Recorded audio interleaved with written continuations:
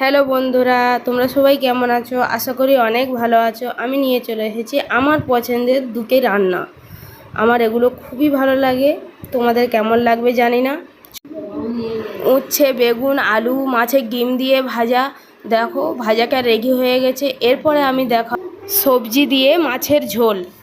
তেলের উপরে বেগুনটা দেব, নুন হলুদ দিয়ে হালকা করে ভেজে নেব। এরপর ওই তেলে 5 ফোঁটন, শুকনো লঙ্কা, পেঁয়াজ কুচি, আদা রসুন দিয়ে ভালো করে একটু নাড়িয়ে নেব।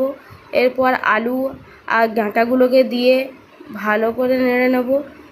স্বাদ মতো লবণ, হলুদ গুঁড়ো, লঙ্কা গুঁড়ো দিয়ে ভালো করে মাখিয়ে নেব। নেওয়ার পর হালকা করে পানি দিয়ে কষিয়ে নেব।